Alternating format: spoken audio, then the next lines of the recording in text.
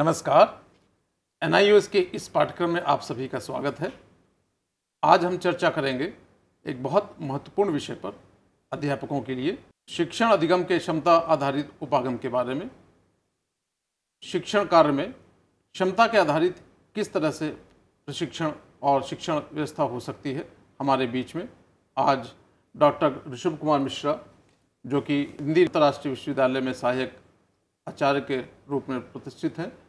हाँ डॉक्टर मिश्रा, सबसे पहले मैं जानना चाहूँगा कि आप इस पर चर्चा करें।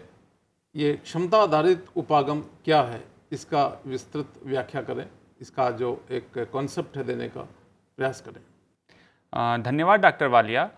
कक्षा शिक्षण अधिगम के विषय में जब भी हम चर्चा करते हैं तो प्रायः हमारी चर्चा और योजना कुछ सवालों के इर्द गिर्द घूमती है, जैसे कक्षा में क्या सिखाया गया। यह सवाल हम विषय के सापेक्ष पूछते हैं और जो हमारी परिपाटी चली आ रही है उसके अंतर्गत हम मान के चलते हैं कि हम विद्यार्थी को गणित, विज्ञान, भाषा या इस तरह के कुछ अन्य और विषय सिखाने का प्रयत्न कर रहे हैं। इसके आधार पर हम अपनी योजना का विकास करते हैं। ऐसे ही एक दूसरा सवाल अक्सर हम पूछ के अपनी योजना का निर्माण करते हैं, कक्षा में किसने सिखाया। इसमें हम शिक्षक की दृष्टि से सवाल पर विचार करते हैं कि सिखाने वाला कौन है, उसके विषय की पृष्ठभूमि क्या है, उसका प्रशिक्षण क्या है, वो अपने विद्यार्थियों को किस प्रकार से समझता है और किस प्रकार से उनके शिक्षण अधिगम की योजना बना रहा है। इसे हम अध्यापक केंद्रित उपागम कह सकते हैं।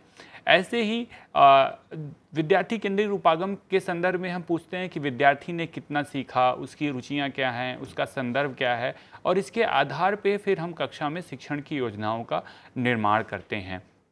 हालांकि ये तीनों पक्ष अपने अपने स्थान पर सटीक बैठते हैं और इनके माध्यम से कक्षा में शिक्षण अधिगम की योजना बनाई जाती है और क्रियान्वित की जाती है, लेकिन इसके आधार पे हम कुछ सवालों का उत्तर नहीं दे पाते हैं, जैसे कि हमारे अधिगम का उद्देश्य विद्यार्थी की किन क्षमताओं का संवर्धन करना था और क्या विद्यार्थी ने जो सीखा वह उसकी ज्ञान, कुशलता और अभिवृत्ति में परिलक्षित होते हैं। कहने का तात्पर्य यह है कि ये दोनों सवाल हमारे विद्यालयी अनुभव के बड़े लक्ष्यों से जुड़े हुए हैं। हम केवल विद्यार्थी को विषय नहीं पढ़ाना चाहते, केवल अध्यापक अध्यापन करने नहीं आता, केवल विद्यार्थी विषय को या विद्यालयी ज्ञान को सीखने नहीं आता। वस्तुतः विद्यालय की जो पूरी संरचना है उसका उद्देश्य विद्यार्थी में कुछ क्षमताओं का संवर्धन करना है, और वे क्षमताएं ऐसी हैं जिनके माध्यम से उसके व्यवहार में ज्ञान, कुशलता और अभिवृत्ति परिलक्षित हो। इन बड़े प्रश्नों को ध्यान में रखते हुए आजकल कक्षा शिक्षण के लिए क्षमता आधारित उपागम पर बातचीत की जा रही है। यह उपागम इन प्रश्नों को संबोधित करने की कोशिश करता है। हम ये मान के चलते हैं कि जो सीखा है वह केवल सूचना और पुस्तकीय ज्ञान तक सीमित न रहे, बल्कि नई, कक्षा से भिन्न और स्वाभाविक परिस्थिति में विद्यार्थी अपनी ज्ञान, कुशलता और अभिवृत्ति का प्रयोग कर सके। ऐसी क्षमता का विकास करना हमारे शिक्षण का उद्देश्य होना चाहिए। जब आप अपने शिक्षण का उद्देश्य इन पैमानों के सापेक्ष परिभाषित करते हैं तो कहीं ना कहीं जो चलन में परिपाटी है उससे आप अपने आप को अलग स्थापित करते हैं और साथ साथ उससे जुड़े भी रहना चाहते हैं। उदाहरण के लिए, न तो आप विषय ज्ञान को पूरी तरह से अपने संदर्भ से बाहर निकाल रहे हैं और ना ही पूरी तरह से उस पर निर्भर हो रहे हैं। आपके लिए विषय ज्ञान भी महत्वपूर्ण है, जो शिक्षक पढ़ाने वाला है वह भी उतना ही महत्वपूर्ण है, क्योंकि वह उस योजना को निर्मित कर रहा है जहां दक्षताएं विद्यार्थी के शिक्षण में प्रकट होंगी।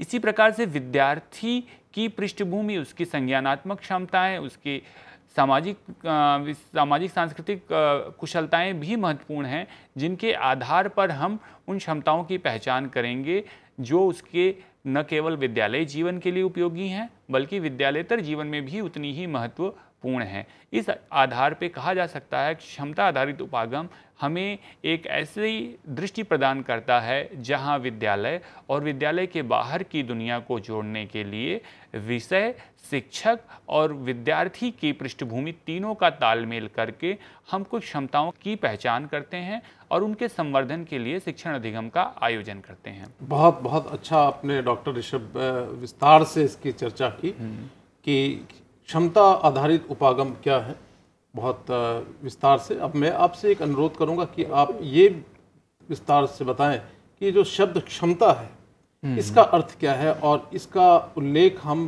अपने विषयों में बहुत करते हैं, तो इसको किस तरह से हम लोग अपने शिक्षण के क्षेत्र में क्षमता शब्द का उपयोग ला सकते हैं? ठीक, धन्यवाद डॉक्टर वालिया। ये सवाल बहुत ही प्रासंगिक है कि किस प्रकार से क्षमता आधारित उपागम के अंतर्गत क्षमता को कंसेप्चुलाइज किया जाए, उसकी अवधारणा को किस प्रकार से समझा जाए। जैसा कि विषय विशेषज्ञों ने बताया है और जो पाठ्यचर्या निर्माण आदि में माना जाता है, वहाँ क्षमता एक वृहद अर्थ को द्योतित करता है। यह ज्ञान, कुशलता और अभिवृत्तियों का समुच्चय होती है। ये ज्ञान, कुशलता और अभिवृत्तियाँ केवल डोमेन स्पेसिफिक होती हैं, मतलब संदर्भ से बधी होती हैं और विषय आधारित होती हैं। अर्थात एक विशेष प्रकार के परफॉर्मेंस के लिए आपको एक विशेष प्रकार की ज्ञान, कुशलता और अभिवृत्ति का समुच्चय होना चाहिए जो दूसरे प्रकार की परिस्थिति से भिन्न होगा, और इसकी यह विशेषता परिस्थिति या समस्या की जटिल मांगों से निपटने की योग्यता पैदा करती है। जब मैं इस बात पर जोर दे रहा हूं कि समस्या विशेष की जटिल मांगों से, तो मेरा अभिप्राय यह है कि हमारे सम्मुख हमारा बृहत्तर कार्य क्षेत्र है, वहाँ नई नई परिस्थितियाँ आती हैं। हर परिस्थिति में एक ही जैसी ज्ञान, कुशलता और अभिवृत्ति से हम उनका सामना नहीं कर सकते हैं। उसका सामना करने के लिए हमें एक विशेष प्रकार की दक्षताओं की आवश्यकता होती है, और इन दक्षताओं को ही हम उस डोमेन की दक्षता के रूप में परिभाषित करते हैं। अर्थात दो महत्वपूर्ण बातों पे हमें ध्यान रखना होगा। पहला कि हम जिन जिन परिस्थितियों के भागीदार हैं, उन सब में हमारे लिए अलग अलग दक्षताओं की आवश्यकता होती है। यह दक्षता केवल व्यवहार मात्र नहीं है, बल्कि इसमें ज्ञान, कुशलता और अभिवृत्ति का समुच्चय होता है, जिसके माध्यम से हम समस्या का समाधान करते हैं। इसीलिए यह भी कहा गया है और माना जाता है कि दक्षता हमारे लिए एक प्रकार से मनोसामाजिक संसाधन है, जो संदर्भ विशेष में हमें सक्रिय करता है और संदर्भ विशेष की समस्या से निपटने की योग्यता प्रदान करता है। बहुत अच्छे शब्दों में, विस्तार में आपने उल्लेख किया क्षमता के बारे में। एक और प्रश्न आता है डॉक्टर ऋषभ कि हमारे जो विद्यालय में विषय होते हैं, अलग अलग विषय होते हैं, गणित है, विज्ञान है, अंग्रेजी है, हिंदी, सामाजिक अध्ययन है, क्या इन सभी विषयों में क्षमताएं और क्षमताओं का जो एक स्तर है वो क्या अलग अलग होता है? मैं चाहूँगा कि आप इस पर भी एक विस्तृत चर्चा करें, और अध्यापकों को इस बारे में एक अच्छी सूचना होना ज़रूरी है। हर विषय के लिए एक अध्यापक है, वो एक अलग विषय को एक अलग स्तर पर ले जाने का प्रयास करता है, तो क्या उसने इस चीज़ का प्रयास करना चाहिए कि उस विषय से संबंधित क्षमता छात्रों में क्या है और उसका किस तरह से उसका उपागम निर्धारित किया जाए? मैं चाहूँगा इस पर आप प्रकाश डालें। ये सवाल क्षमता की संकल्पना से ही जुड़ा हुआ है। जैसा आपने बताया कि हम अलग अलग विद्यालय में हम अलग अलग विषयों का शिक्षण करते हैं, जैसे भाषा शिक्षण, गणित शिक्षण या पर्यावरण अध्ययन, जिसे हम EVS के नाम से भी जानते हैं। इसी तरह उच्च प्राथमिक कक्षाओं में भी अलग अलग विषयों का अध्ययन अध्यापन प्रारंभ हो जाता है। देखिए, दक्षता का होना एक व्यापक परिकल्पना है, जिसमें कक्षा शिक्षण एक छोटा अंश है। जब मैं इस बात को कह रहा हूँ, तो मेरा अभिप्राय यह है कि यदि कोई व्यक्ति विद्यालय जैसी संस्था से नहीं जुड़ा हुआ है, तो भी उसे अपनी दैनंदिन परिस्थितियों में सफल निष्पादन के लिए दक्षताओं की आवश्यकता होती है। लेकिन विद्यालय में विद्यार्थी के रूप में आने पर उसके शिक्षण अधिगम की जो व्यवस्था की जाती है, उसमें विषयों का केंद्रीय स्थान है। इन विषयों के लिए अलग अलग प्रकार की दक्षताओं की आवश्यकता होती है। इसे दो संदर्भों में समझा जा सकता है। पहली कुछ दक्षताएं ऐसी जो सभी विषयों में समान रूप से उपयोगी होती हैं, जैसे लिखने, पढ़ने, बोलने और सुनने की दक्षता। लेकिन जब आप भाषा अधिगम की बात करते हैं, तो उस विषय के संदर्भ में ये दक्षताएं विशेष रूप से महत्वपूर्ण हो जाती हैं। अर्थात पढ़ना, लिखना, सुनना और बोलना आपको गणित सीखने के लिए भी आना चाहिए, EVS के लिए भी आना चाहिए, इंग्लिश के लिए भी आना चाहिए, भाषा के लिए भी आना चाहिए, मातृभाषा के लिए भी आना चाहिए।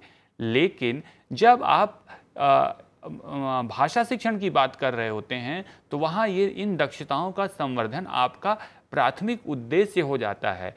इस तात्पर्य यह है कि अब भाषा शिक्षण की आप जो भी गतिविधियां बनाएंगे, जिस भी प्रकार का पाठ्यचर्या क्रियान्वित करेंगे, उसका लक्ष्य भाषा से संबंधित इन दक्षताओं का संवर्धन करना होगा। ऐसे ही हम एक दूसरा उदाहरण लेते हैं गणित का। गिनना एक सामान्य दक्षता है जिसके लिए विद्यालय योग्यता का होना आवश्यक है और आवश्यक नहीं भी है।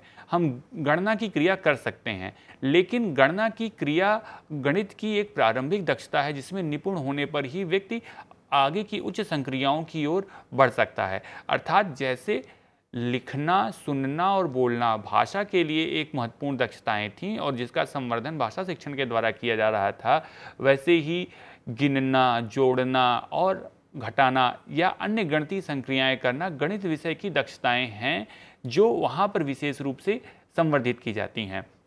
यहाँ मैं ये बताता चलूँ कि ये विषय आधारित दक्षताएं केवल ज्ञानात्मक स्तर तक सीमित नहीं होती हैं, बल्कि इसमें मनोगत्यात्मक और भावनात्मक दक्षताएं भी सम्मिलित होती हैं।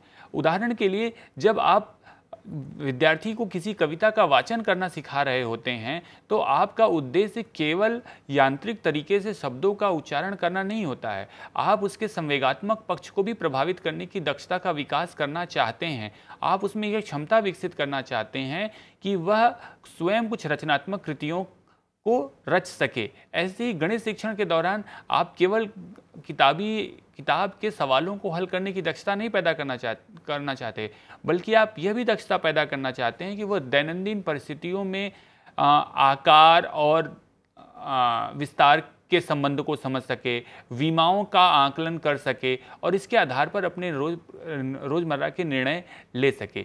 ऐसे ही आप ईवीएस में देखेंगे, मान लीजिए हम एक उदाहरण लेते हैं, आप जल की समस्या के विषय में पढ़ाना चाह रहे हैं, तो आपके लिए जल के स्रोत जानना एक ज्ञानात्मक क्षेत्र की दक्षता होगी कि विद्यार्थी जल के स्रोत जाने। लेकिन जल की प्रदूषण की समस्या को भी जानना आवश्यक है। इसके लिए वह अपने परिवेश से उदाहरण चुन सकता है, परिवेश के ऑब्जर्वेशंस कर सकता है, उसके प्रभावों का आकलन कर सकता है।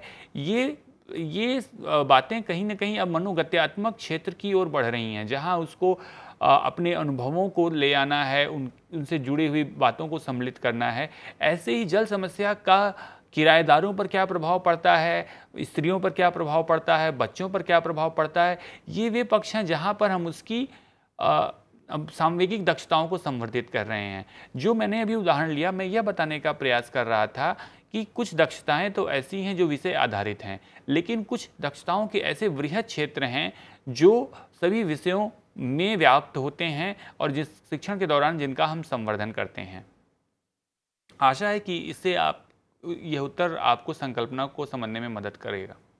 बहुत अच्छा डॉक्टर ऋषभ, आपने एक समुचित व्याख्या करी इसके अलग अलग विभिन्न विषयों में क्या क्या क्षमताएं हो सकती है और उदाहरण के साथ आपने बताने का प्रयास किया। मैं जानना चाहूँगा, एक विज्ञान का कोई उदाहरण दे सकते हैं और साथ में ये भी बता दें कि एक विषय के अंदर भी क्या क्षमताओं में कुछ अलग विभिन्नता होती है। जैसे गणित है, गणित में हम लोग बीज गणित की बात करते हैं या रेखा गणित की बात करते हैं, या किसी भाषा में हम प्रोज और पोएट्री की बात करते हैं, गद्य और पद्य की बात करते हैं, तो क्या वहाँ क्षमताएं अलग अलग होती हैं? ये मैं जानना चाहूँगा और आप बताएं अध्यापकों को। आपके सवाल को जैसे मैं समझ पा रहा हूँ, उसके दो पक्ष हैं। पहला तो आप ये जानना चाह रहे हैं कि क्या विषय के अंतर्गत क्षमताओं का समुच्चय होता है। दूसरा, क्या ये क्षमताएं सीखने की प्रकृति में भी अलग अलग अंतर पैदा करती हैं? तो दोनों के लिए मेरा जवाब है हाँ। प्रत्येक विषय के अंतर्गत वस्तुतः आप देखें विषय क्या है। विषय हमने ज्ञान की विधियों और संरचना के आधार पे अलग अलग सामाजिक यथार्थ या जो भी यथार्थ है उसके अध्ययन के लिए हमने इकाइयाँ निर्मित की हैं।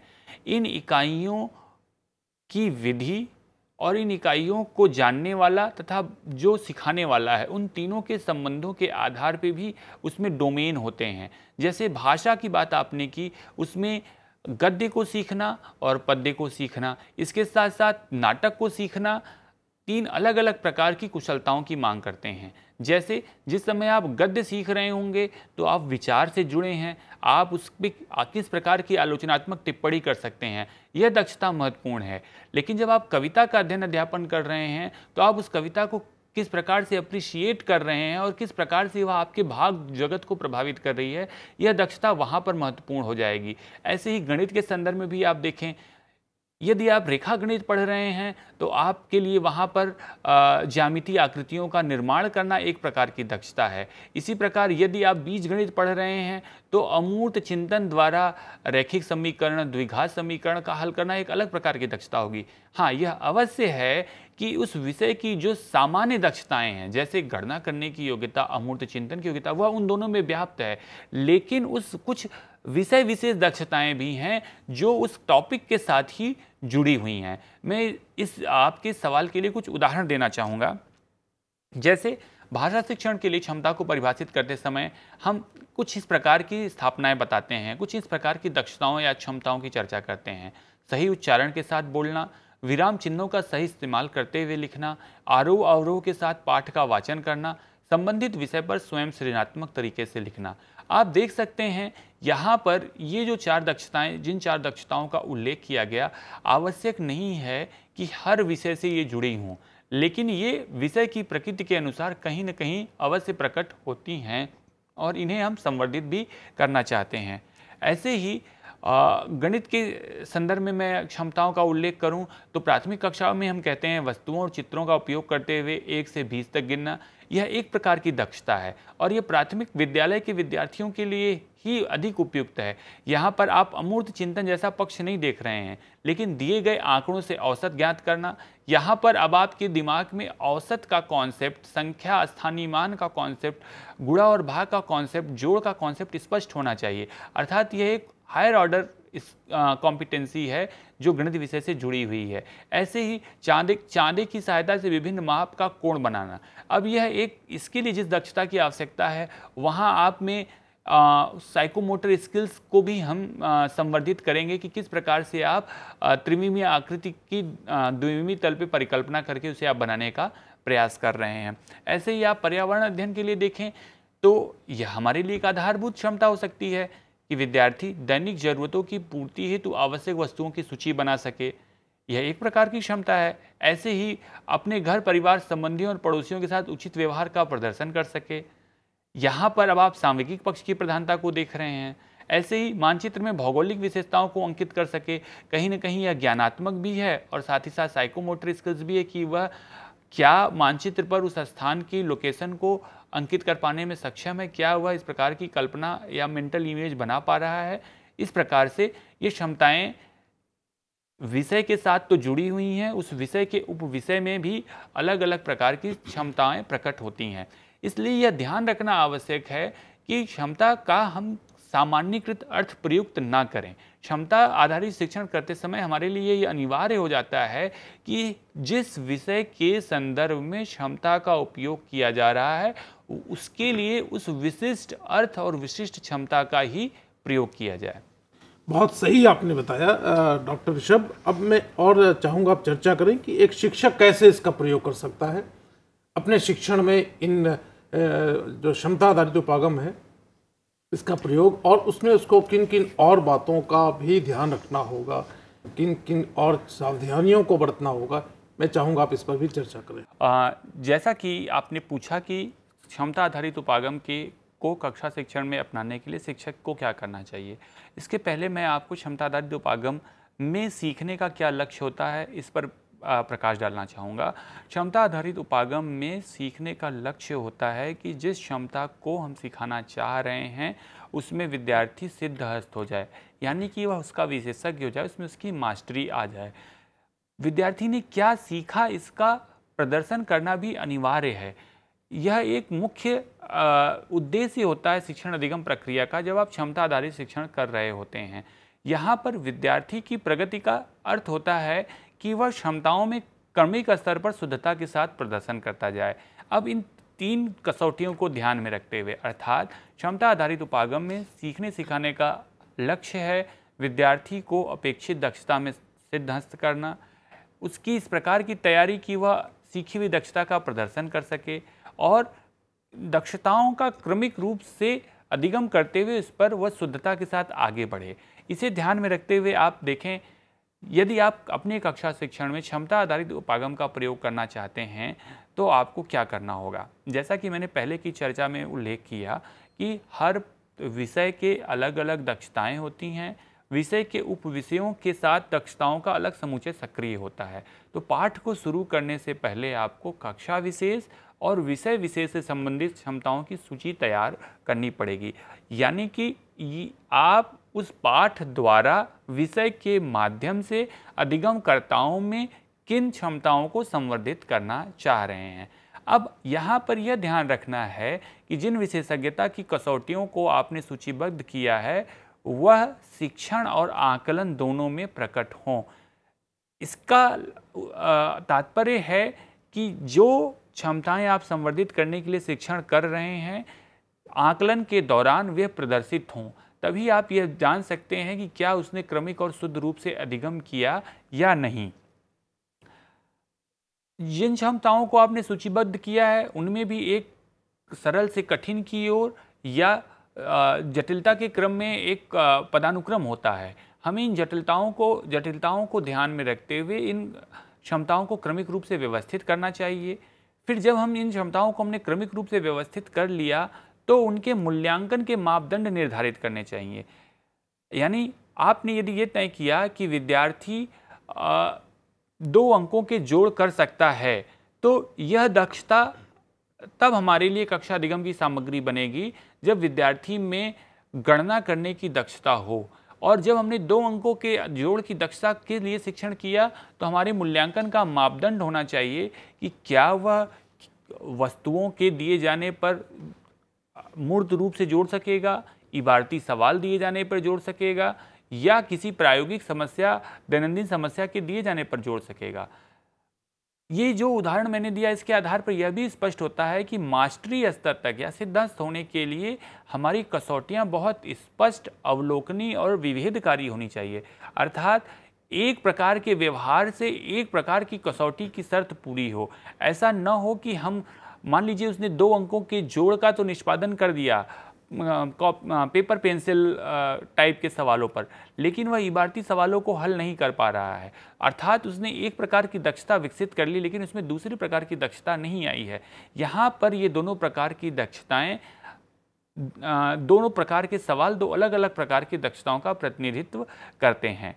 जब आपने दक्षताओं को सूचीबद्ध कर लिया, उनके मानदंडों को निर्धारित कर लिया, तो अब आपको उन विधियों का, उन तरीकों का चुनाव करना है जिसके द्वारा इन दक्षताओं को विद्यार्थियों में संवर्धित किया जा सके।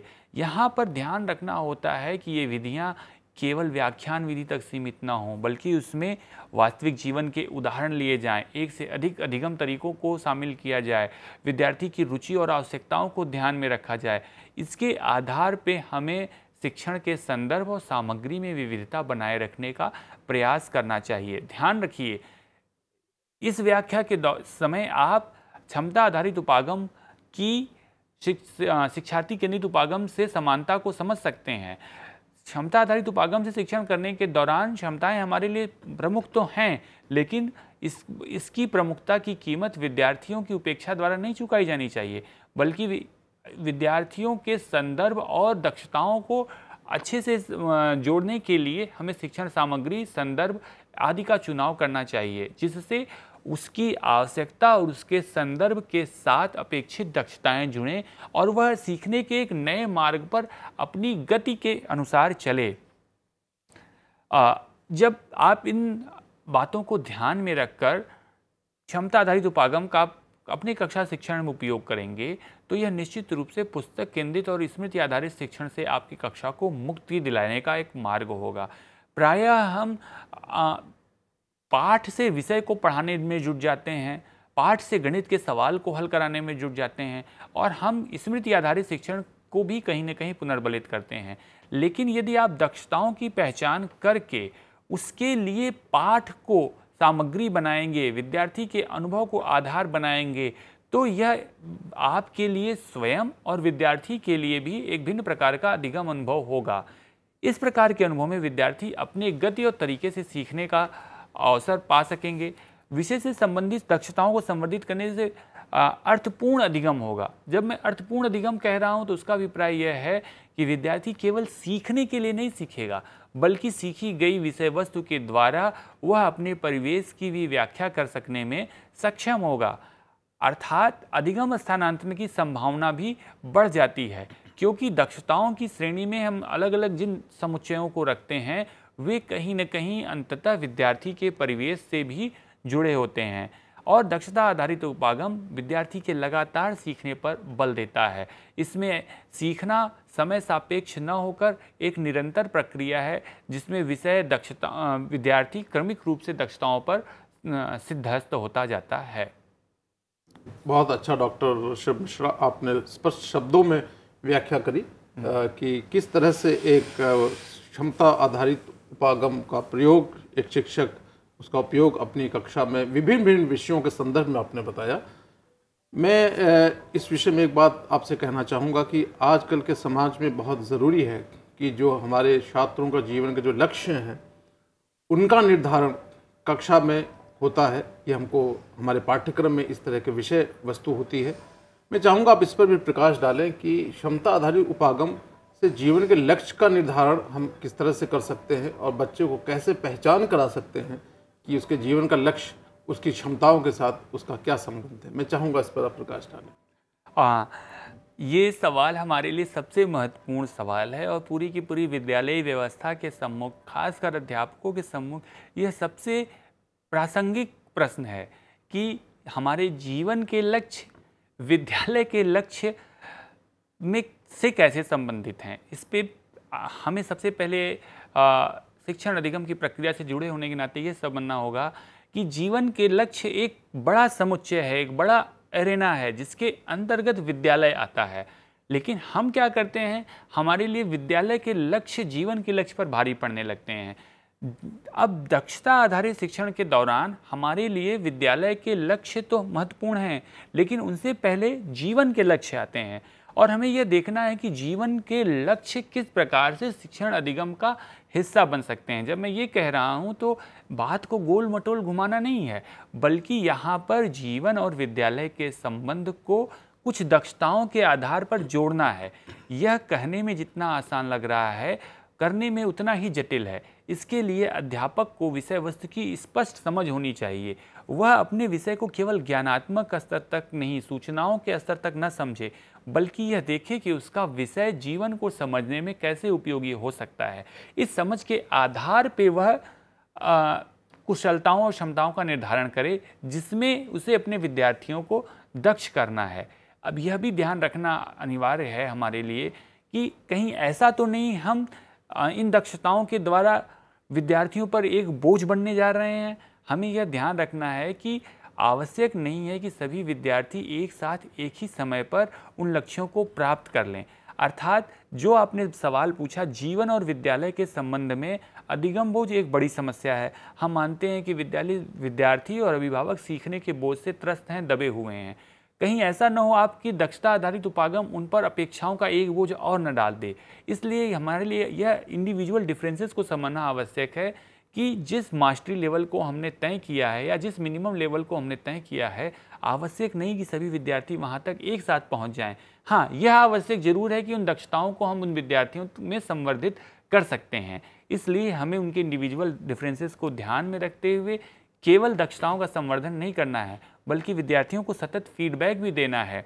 जो विद्यार्थी पीछे छूट रहे हैं उनके लिए नैदानिक शिक्षण की व्यवस्था करनी है और यह मान के चलना है कि यह सारी की सारी प्रक्रिया विषय को सिखाने के लिए एक माध्यम के रूप में चुन रही है। उसका वृहद लक्ष्य जीवन की अलग अलग कुशलताओं, आलोचनात्मक चिंतन, सृजनात्मक चिंतन, समस्या समाधान, अंतर्वैयक्तिक संबंध को संवर्धित करना है। कहीं न कहीं आपका ये सवाल क्षमता आधारित उपागम के औचित्य को अपने आप सिद्ध करता है। जहाँ क्षमता आधारित उपागम विद्यालय और विद्यालय के बाहर के जीवन को जोड़ता है, जिसके लिए दक्षताओं को उसने आधार बनाया है, विषय उसके लिए एक माध्यम है, विद्यार्थी और शिक्षक दो ऐसी चेतनाएं हैं जो इन दक्षताओं को सीखने और इन दक्षताओं के माध्यम से संवर्धित होने का प्रयास कर रही हैं। डॉक्टर ऋषभ कुमार मिश्रा आज हमारे बीच उपस्थित हैं और उन्होंने बहुत अच्छी तरह से चर्चा में भाग लिया और ये बताया कि क्षमता आधारित उपागम क्या है शिक्षण के क्षेत्र में, और विभिन्न विभिन्न विषयों में इन्होंने बात की, विस्तार से बात की। और मैं अंत में जानना चाहूँगा कि एक अध्यापक को क्या माता पिता को भी इसकी सूचना देनी चाहिए? मैं चाहूँगा संक्षिप्त में बताएं, और साथ ही साथ मैं इनसे अनुरोध करूँगा कि एक पूरे का एक समरी के तौर पर बताएं कि आज इन्होंने जिस पर चर्चा की, जिससे हमारे सुनने वाले अध्यापक, देखने वाले अध्यापक ये जान सकें कि इन्होंने आज जो चर्चा की उसका संक्षिप्त में विवरण देने का भी प्रयास करें। जी धन्यवाद। क्षमता आधारित उपागम क्षमता को अधिगम की केंद्रीय वस्तु मानता है। इसके अंतर्गत क्षमता को ज्ञान, कौशल और अभिवृत्तियों को एक ऐसे समुच्चय के रूप में परिभाषित किया जाता है जो विद्यार्थी को किसी भी विशेष समस्या के समाधान में योग्य बनाता है। इस दृष्टि से अब आप शिक्षण करने के लिए जब अपना विषय चुनते हैं तो उस विषय के सापेक्ष उन क्षमताओं को पहचानना होता है, और ये क्षमताएं कैसे संवर्धित की जाएं, इसके लिए शिक्षण गतिविधियों को विद्यार्थियों के साथ क्रियान्वित करना होता है। ये गतिविधियां विद्यार्थियों की केवल कक्षा के परिवेश में ही क्षमताओं का संवर्धन नहीं करती, बल्कि उन्हें समर्थ बनाती हैं कि वे कक्षा के बाहर के परिवेश में भी उस जैसी नई समस्याओं के आने पर उन क्षमताओं का प्रदर्शन कर सकें। एक शिक्षक के रूप में आपके लिए ये एक चुनौती भरा उपागम है, लेकिन निश्चित रूप से आपके शिक्षण को यह नवाचारी बनाने में केंद्रीय भूमिका निभाएगा। बहुत बहुत धन्यवाद डॉक्टर ऋषभ कुमार मिश्रा। मुझे आशा है कि आप अध्यापक जो इस प्रोग्राम को, इस कार्यक्रम को देख रहे हैं, वो आगे अपने शैक्षिक जीवन में और अपनी कक्षा में क्षमता आधारित उपागम का उपयोग समुचित करेंगे, और इसका लाभ बच्चों तक और आगे आने वाले समाज पर अवश्य पड़ेगा। आप सभी को धन्यवाद।